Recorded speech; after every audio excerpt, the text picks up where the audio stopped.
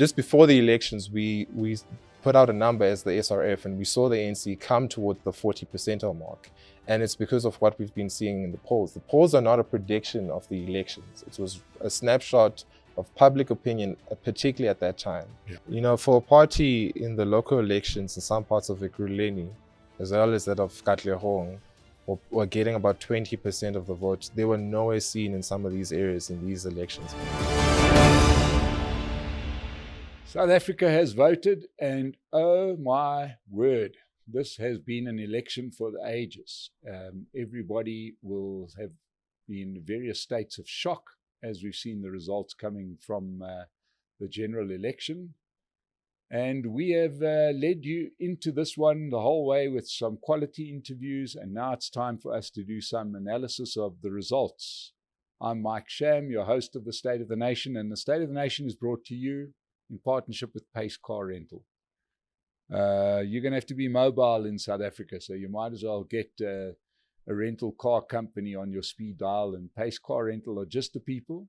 Book from them online and use the code SONA for the State of the Nation, and you'll get a discount. So we need to talk about the election outcome. And as we said, as you all know by now, it's been quite shocking. Joining me today from the Social Research Foundation is Bheki Mahlobo. Bheki. Mike, it's an absolute pleasure to be on your show again. Looking forward to what we're going to talk about. Yeah, you know, for starters, you deserve a little round of applause, because for those that haven't been following it closely, in Social Research Foundation, let's just call it SRF because I'm busy. SRF, and just a correction, yes, I'm a board member of the SRF. Board member? Yes. Not BORED, but a BOARD, yeah. Right? Yes. And you work with Frans Cronje Private Clients, a man that does a lot of political advising. But certainly with that SRF hat on, there were a lot of question marks, especially as we got closer to the election. There have been a lot of slings and arrows at polling, but you guys held firm. And the reason that you got the round of applause, as I'm sure many people know by now, is that you made most of the big calls and got most of them right.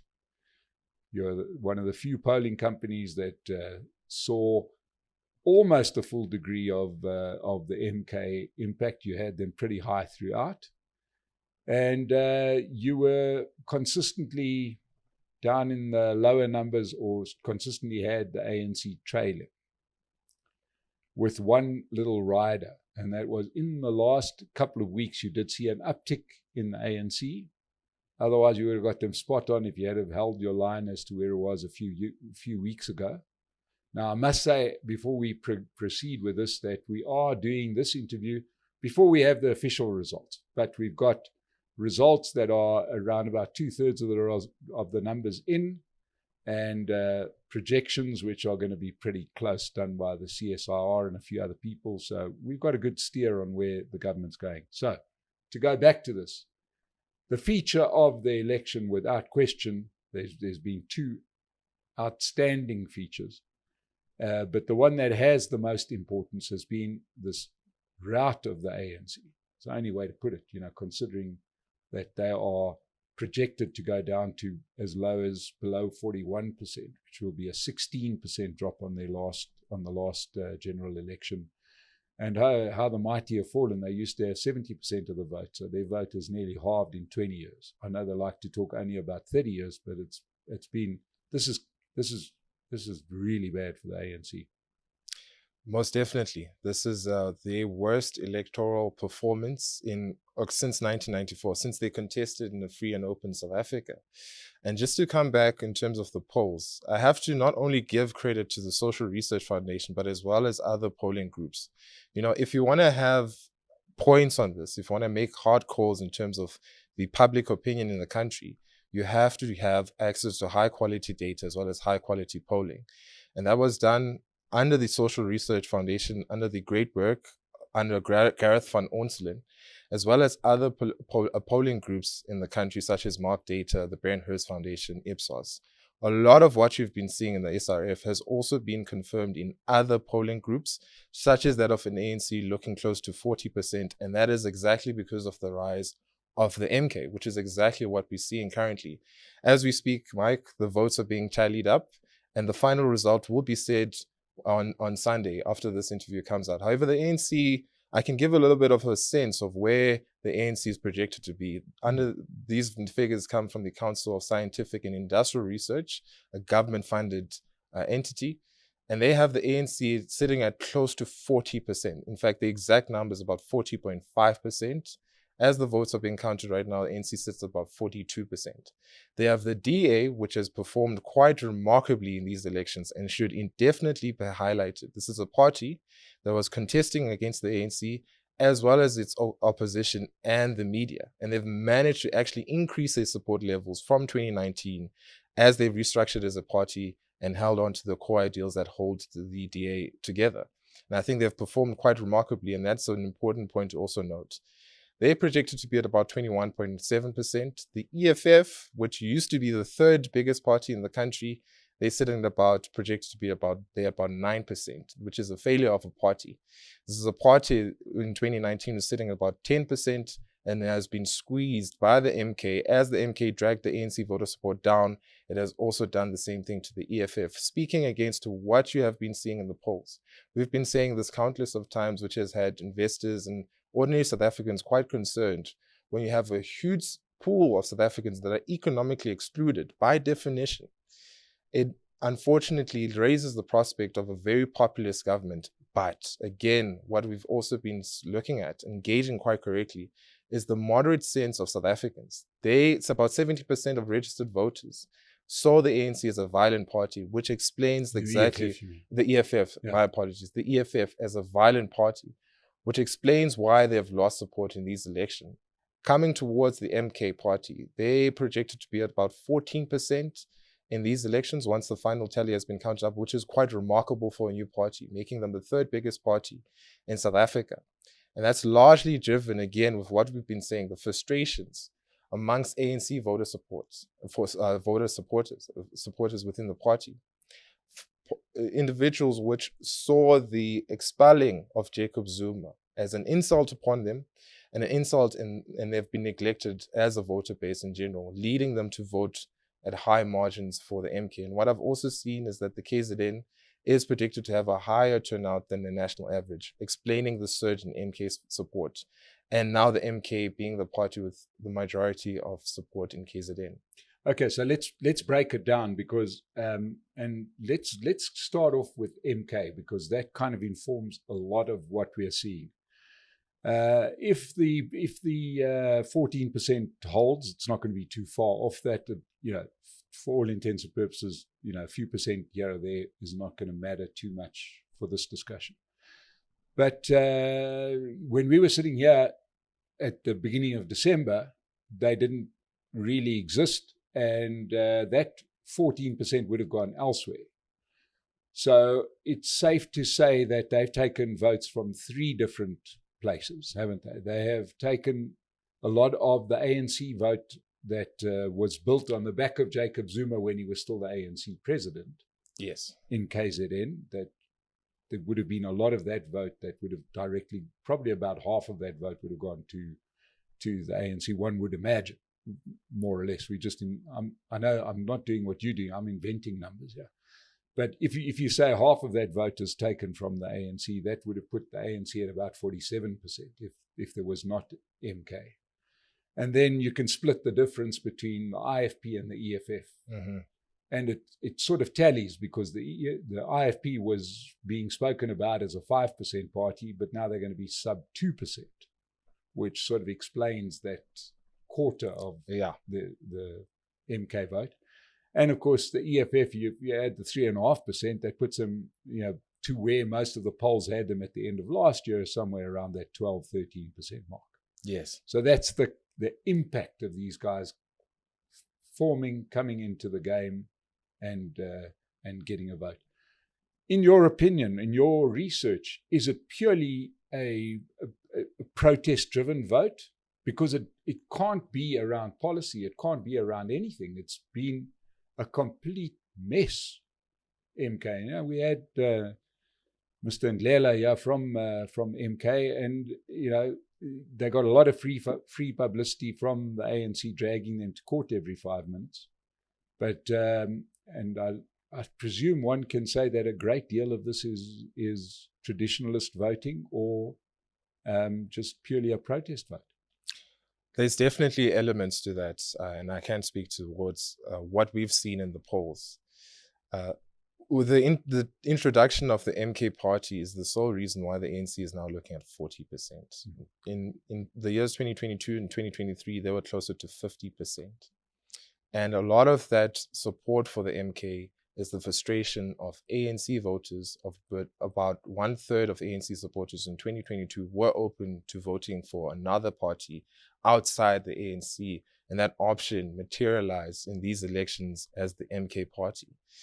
And it has nothing to do necessarily with the policies of the MK, but really the man behind the party itself, Jacob Zuma, who is seen as exiled from the party in which he established much of that KZN vote in 2009 and the like. And for them, they're quite frustrated with how he has been positioned within his own party, within the media.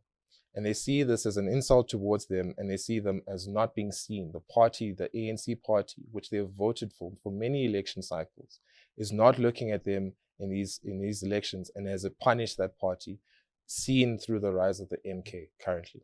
And yeah, to put that into perspective, Bheki, I remember listening following quite closely the Nasrec ANC meeting at the end of 2022, where they increased their main seats from 6 to 7. And under the Zuma administration, many KZN members, especially Zulu members, dominated that top 7. And they went in with about 4 or 5 candidates and walked out with 0 positions. I presume that was an insult that they couldn't carry. Definitely. What we've also seen is that Jacob Zuma is the most popular political leader in KZN. And these voters wanted to also be seen at a national level as well. And I think what has happened now, if you look at what's currently happening once the votes have been tallied up, the ANC is projected to lose about more than 60 seats in the National Assembly. Much of those seats will go towards the MK, it having about 56 seats there. So you have 60 ANC members of parliament that are all losing their salaries. All of them is losing their big chunk salaries of about 1 million. All of them are also losing the ability to pay for their bonds, as well as that of paying for education for their kids. It's quite a dramatic loss for this party. But again, looking at the socioeconomic indicators, this has long been said. We've in fact said this in 2012. If you look at protest levels, if you look at employment levels, these were all pointing towards the ANC losing its majority. And in fact, with what you're seeing this year, with the party shooting itself in the foot, the way it has cheated its former president, as well as ignoring much of the KZN vote, came to its detriment in these elections. So that sort of explains to a degree, I mean, the hard part, which nobody really has the answer to at the moment, is what would the Mkhonto weSizwe party look like in Parliament? And that is a picture that is very difficult to define, because they're going to go in there.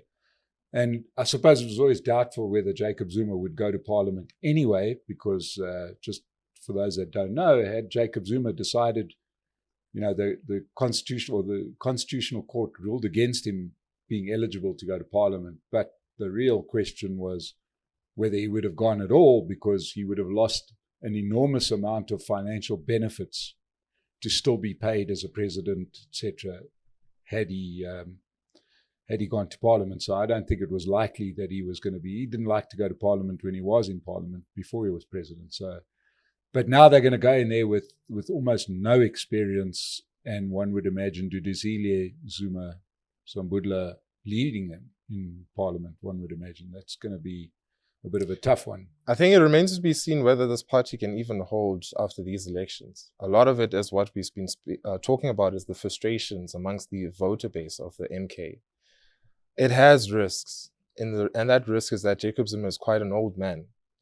And it remains to be seen whether another political feeder within the MK, as well as its structures, can maintain the momentum it has gained in these elections.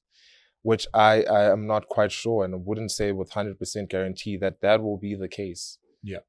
Well, we've got some history on this, and that is when Cope went to Parliament, and as a breakaway from the ANC, and they went to Parliament and fell apart within a year. And back then, those were a lot of people with parliamentary experience because they had come out of the ANC benches. You're gonna, unless they start retreading some of those ANC MPs, but I don't think so because they're on different lists. So that sort of discusses MK, and that's going to be a talking point that's going to dominate South African politics for the next couple of years.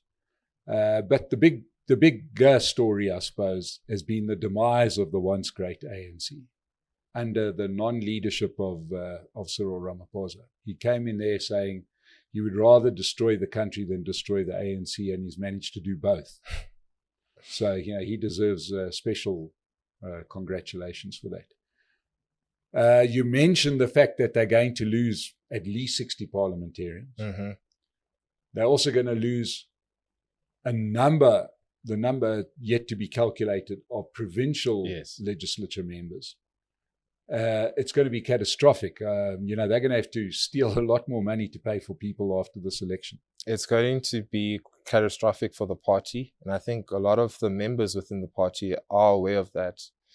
And in fact, have been shocked with what has happened in these elections.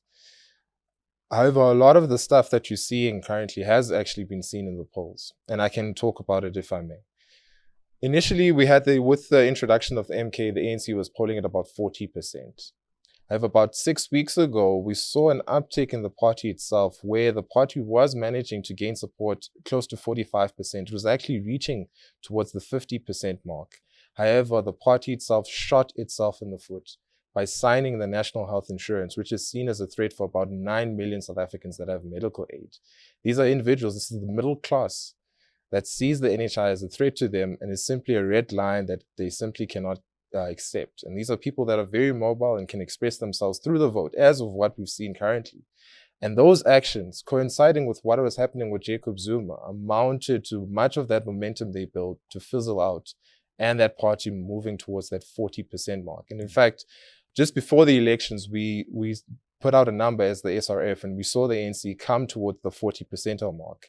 And it's because of what we've been seeing in the polls. The polls are not a prediction of the elections. It was a snapshot of public opinion, particularly at that time. Yeah.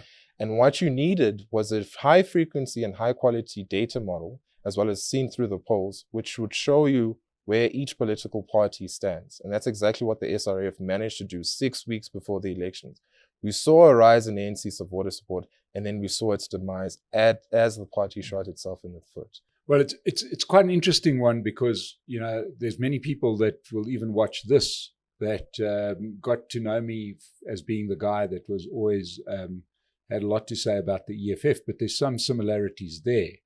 And that is that we've seen a lot of legislation passed recently that you feel that the intention of the legislation was maybe to peg back whites and to, it was the intended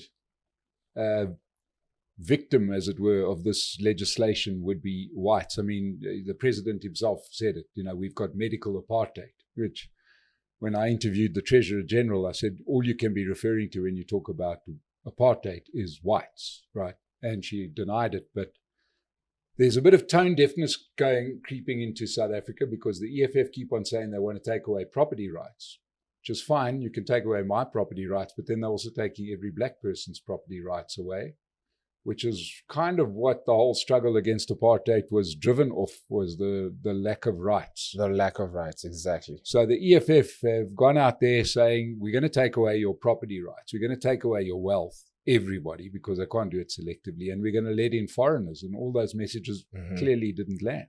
It didn't land with the South African voter, as again, the highest priority amongst millions of South Africans is employment and economic growth. And you do not get that with the type of policies which the EFF has been purporting over the past few years, as well as in the election cycle. And this defeat of this party should be a message to that. In terms of the policies, it does not align with what South Africans want. And again, it's also testament to the ANC itself. A lot of the policies they've been following over the past decade have not been what South Africans want. South Africans want employment, they want jobs, they want their families to be educated, they want an income to fend themselves against poverty in the country. That's what majority of South Africans want. And you also want to build wealth and maybe hand it over to your children or your heirs, right? Exactly. And in order to achieve all of that, you need to maintain these institutions such as that of property rights, which the ANC and the EFF has been attacking over the past 10 years. And I think the biggest question on everyone's mind is what happens after. Yeah, because look, I mean, just to sort of sign off on that, voters aren't stupid. Yes. When somebody says we're going to take away property rights, they understand that what you have in mind is Johan Rupert, but they're also thinking about their own circumstance. So, you know, honestly, to me, you know, this was always fairly predictable. Let's just, in talking about the EFF, where did you have them before the election? We had the EFF in the election close to about 10%. Trading a little bit lower, which is exactly what I think it will become after the final elections have been announced. The EFF, we were spot on. The MK as well, we had them above 10%, sitting close to about 14%, what the Council of Scientific and Industrial Research is projecting them to be. The ANC, we had them trailing about 40%, again mentioning the trends which you saw its uptick and then its decline. In regards to the other smaller parties, they were within the margin of error of 2%, which is what is materializing in these elections as well. Now, other than MK, the only other meaningful party to have made an improvement has been the Democratic Alliance. And here, I'm going to say this many times, I'm going to publicly say I've been critical of the DA. I've been critical of John Steenhuisen and his handling. He stuck to his guns. And they've delivered an improved result on 2019. Most definitely. And that should be said as well. The performance of the DA in these elections have been remarkable, in which they have managed to improve much of their support from those 2019 levels, which was below 20%. And I think the way in which they've done that is that the voters that they've cast out in 2019, they've managed to gain that back. And you can see this particularly with the weakness seen in the FF Plus. In these elections, they went against the main party, the ANC, they went against the opposition parties, and they went against the media and managed to pull off this result and establish themselves as an official opposition. I think it's quite remarkable. And I think the deals that are made between the ANC and the DA will be quite important in the next coming days. I suppose for the DA, it puts them back to perhaps where they were after 2014, where they've got now a strong base to push through their message if they handle it correctly from here. Yes, their messaging needs to be spot on, as well as their strategic planning in regards to what form of deals are they looking for now, currently amongst them as well as other political parties. Okay, so let's get into those deals, because that's now the exciting part, because South Africa, we are now officially a coalition country. And that means that no one party is going to form a government, and in many provinces there's going to have to be coalition agreements. So let's go through the options there.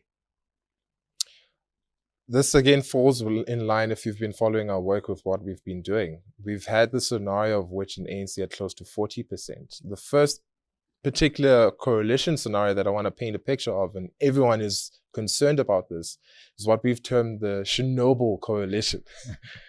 And that is a coalition between the ANC and the EFF. How this coalition, thinking a little bit how this would work, is that should this election result lead to the exit of Cyril Ramaphosa, as well as amongst the members within the ANC, such as that of Paul Mashatile, look to form a coalition with the EFF, I think in terms of economic policy, which is bread and butter in this country for investors, for ordinary South Africans, would go out the door.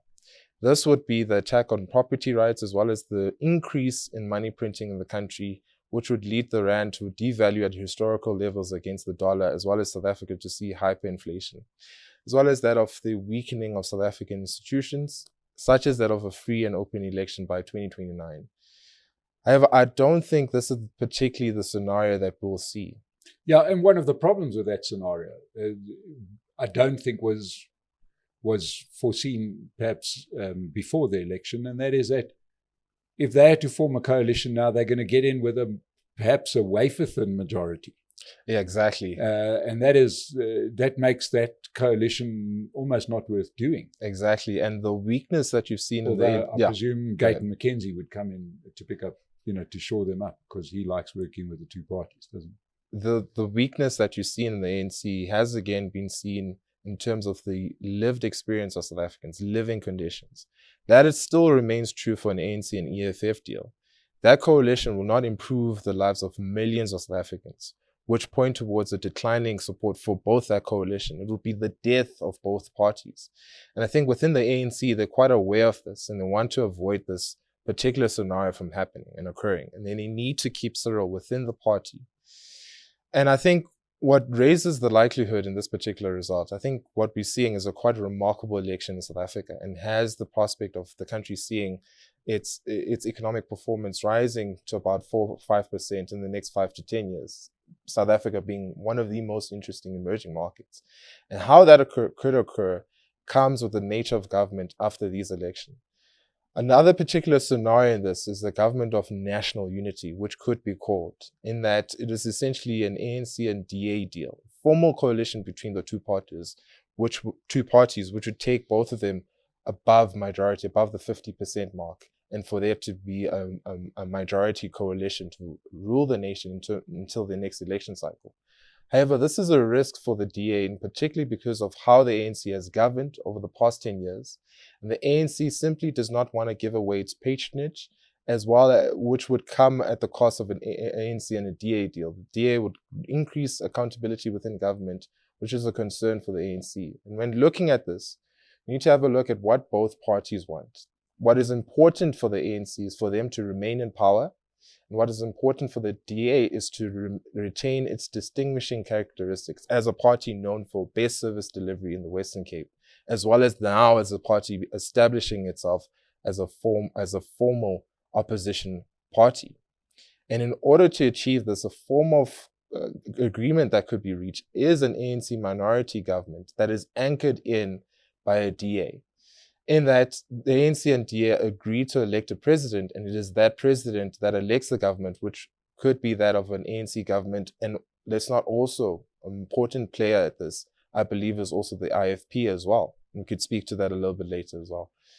That form of coalition, including that of the DA, IFP, and vetoing all motions of no confidence, which would collapse the government, I think this would be the worst result for the country, would allow South Africa to see a stable election result, as well as for the calmness that you see in markets to cool down. The rand has weakened quite considerably since these elections, and I think it's largely due to the instability that you're seeing. However, a confidence and support agreement, which is what I'm describing, could be the way forward for South Africa, and for these two parties to find ways to work together in guarding projects. And I think South Africa could see quite a remarkable election turnout in the next election cycle. Yeah, because that agreement could go a couple of steps further. It could, for example, give Gauteng to the DA. Exactly. KZN to IFP, for example, if they do it in a three-way. It could even go down to local government election where the DA takes over Johannesburg, for example. Yes. The ANC retains the Northern Cape and Mpumalanga, where they're not going to get more than 50% by the looks of things. So it is an agreement that's starting to make more and more sense, because let's talk about two other things that need to be spoken about. Firstly, you spoke about an ANC EFF coalition and what you thought about that, but you never mentioned about an ANC MK coalition. Now, on that, Jacob Zuma has always said he's only there to get the ANC right, and then he's going to come back into the ANC. Do you give any chance to an ANC-MK coalition? A chance of that occurring is likely that of an ANC-EFF or that of an MK coalition. However, what is difficult to say with 100% guarantee is that no formal decision has been made. There's no firm decision by these political leaders in terms of forming a coalition. So much of this will be discussed after the final results. So I can't say with 100% guarantee in terms of if you will see an ANC-MK coalition. But what I can speak about is that in terms of economic policy, it is much like an ANC and EFF coalition, which would bring down growth in the country, triggering recessions and the like. Yeah, there's also other things. Clearly, in a country as contested as what this has become, a lot of former behavior might come into play. We've had Jacob Zuma saying that he could never work with Cyril Ramaphosa. Now, which means that if the ANC and the MK were to coalesce, it would be predicated on them getting rid of Cyril Ramaphosa, which I don't know if the ANC are too keen on doing at this point. Yeah. It also must make them very uneasy that your partner can dictate who should be the leader of your party. Right? Those are not necessarily nice options, and it makes them a little bit unpalatable, one would imagine, to the bulk of ANC members. And would continue to drag ANC support down. Without Cyril, the ANC is not looking at 40%, but now looking at 30%. And they need that support if they want to also continue to maintain power in the next election cycle. Yeah, and to go back to the first scenario of the ANC-EFF coalition, if it had to get propped up, for example, by the Patriotic Alliance, and that is that they've got experience of what it's like to be in partnership with those two partners, and we've seen the destabilization in Johannesburg, Kuruleni, etc. It's hard to be partners with somebody who wants to hit you over the head with a jug. It definitely is hard. Speaking on the PA as well, what I have to also say is that they've also done quite well in the Western Cape as well. A lot of the final results still need to be tallied, but they're looking close to reaching that about 10%. That's all quite remarkable for this party.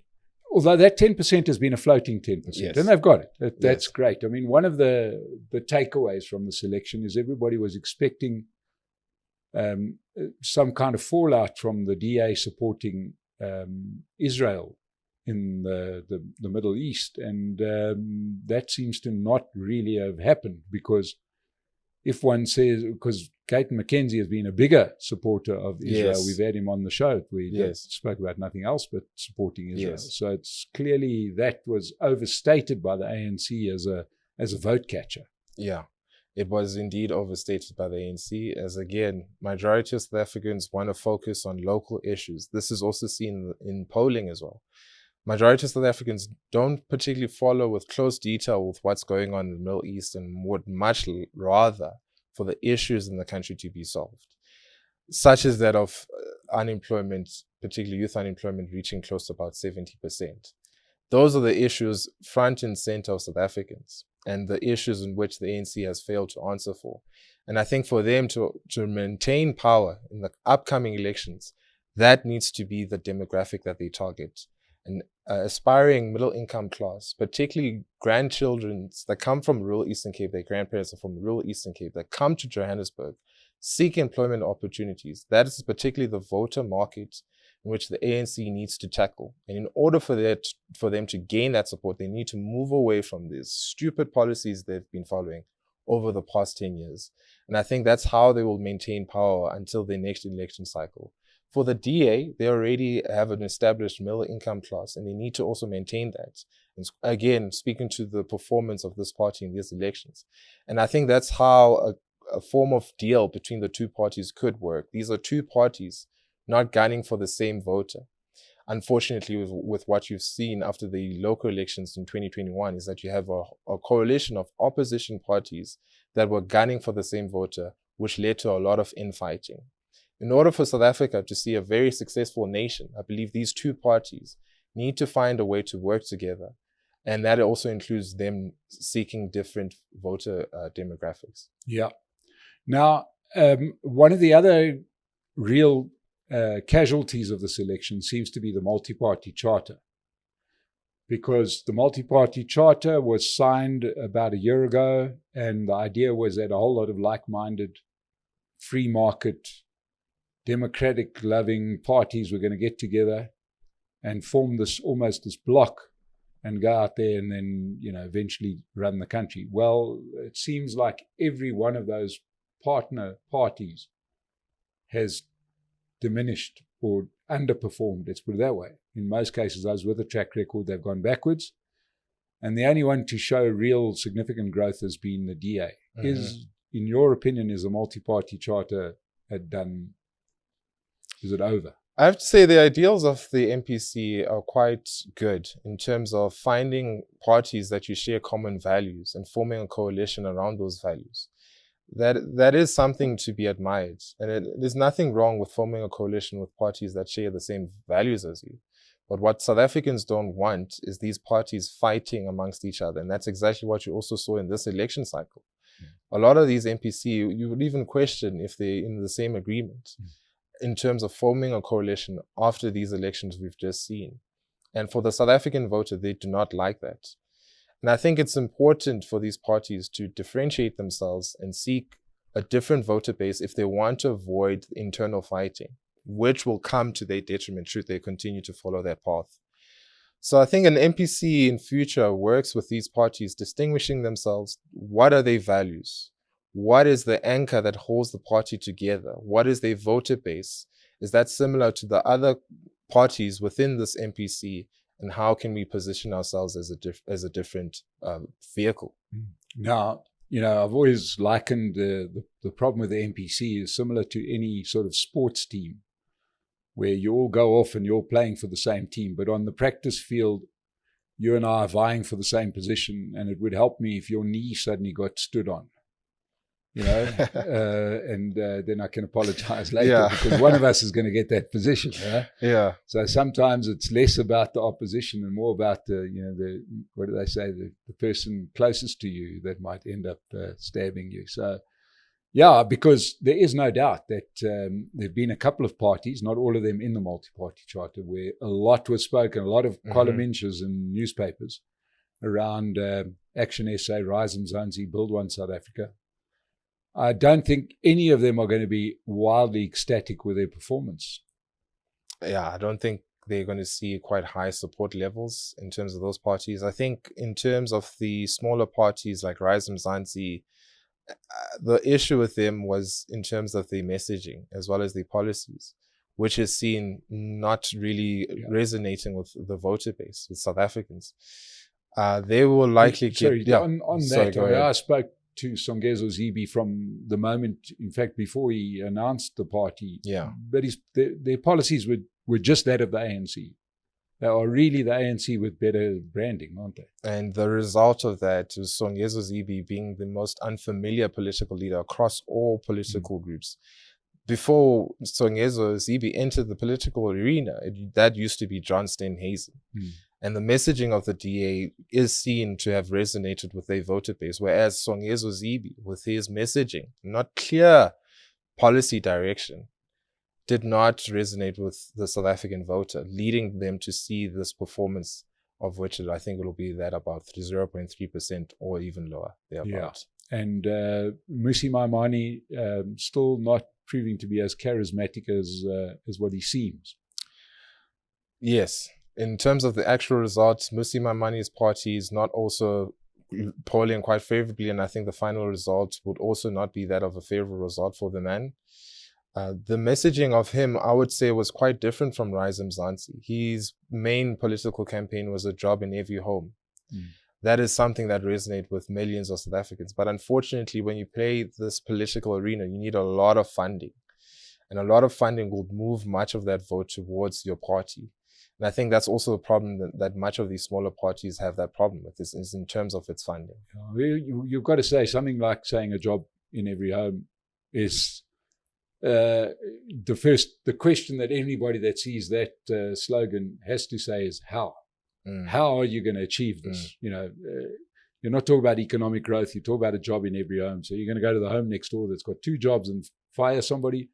It sounded like a good idea, and I know where he got it from. There was a famous American campaign, a job in every home, a chicken in every pot, and that worked very well, but that was 100 years ago. So, which brings us to Action SA. A lot of talk, a lot of action from them, to be honest. We've had them on the show a lot. They talk the talk. They've put up serious structures. But once again, look, I suppose not all is lost. They're going to get a couple of %, aren't they? Yeah. But again, their performance has been lackluster. And I think that's a point to also talk about. You know, for a party in the local elections in some parts of Ekurhuleni, as well as that of Katlehong, or getting about 20% of the vote, they were nowhere seen in some of these areas in these elections. Of course, that was a local elections different from the national elections.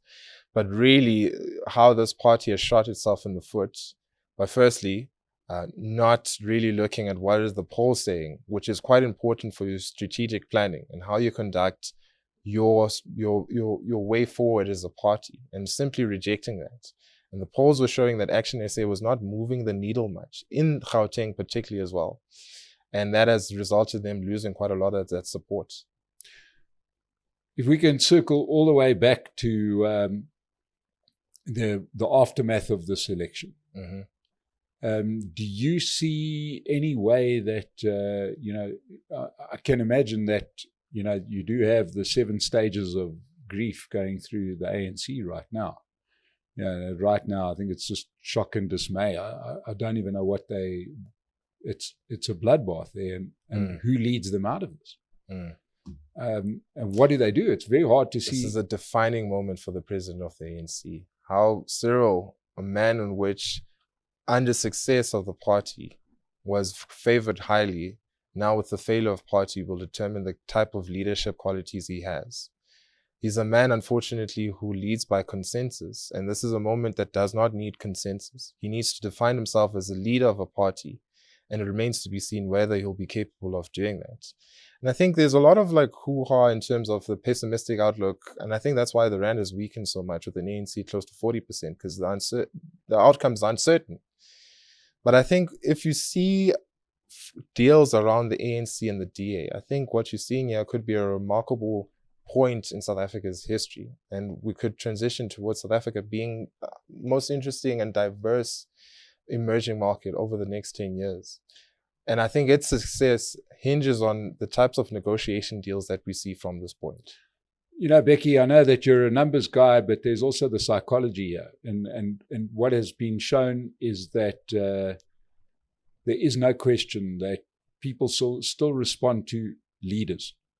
You still want somebody up there that says, I'm going to go over the top of this trench and you can all follow me. And to be fair, Zuma leads in his own way. Steenhuisen leads in his own way. It's not very likable to everybody, those people. And the same can be said for Gayton McKenzie. There's no doubt that there's leadership. Consensus, that sort of leading from behind, Ramaphosa, Tlabisa, even the Freedom Front Plus, where it's hard to see who is the leader. This seems to have ultimately cost people. Most definitely. And the leader is important in terms of gaining much of that support. And exactly speaking about the leadership of the ANC, what has been the tenure of Cyril currently? Has he dramatically improved the living conditions of South Africans? Has he increased jobs? I can tell you for the past 10 years, we've only netted about 2 million jobs. That is an absolute failure. And that's an absolute failure for a president of the nation, as well as that of a president of the ANC, in which he needs to gain much of the support, which comes to him and with how he governs in terms of leading by consensus. And unfortunately, should he continue to do so after these elections, will come to the detriment of him as a leader, as well as that of the ANC. Well, Bheki Mahlobo, you have summed it up, and well done once again for holding the line in the face of a lot of criticism. I know that a lot of the polls you were taking a bit of heat throughout, but you've prevailed and you've called it right, and it does show the value of polls. And as you mentioned, that one should take stock of the polls as you're doing your calculations as a political party. The other thing that is also clear is that political parties must listen to the public. There are certain things that people like and certain things that people need. And, a lot of parties didn't and have paid the price. So here we are. It's an uncertain time. We're going to keep on bringing guests that try and help us get the road forward. We are not a news organization that was covering the elections that you can get off television or off websites. But we're going to get the people here that can help us make sense of it all, because South Africa is changing. There is not a question. It's changed, I think is a better way to put it. So stick around, subscribe, and like the State of the Nation. We're going to bring a lot of guests here like Bheki Mahlobo. So Bheki, thank you once again for joining us. Thank you for having me. And to everybody that watched us, support Pace Car Rental, support State of the Nation. We'll see you again soon.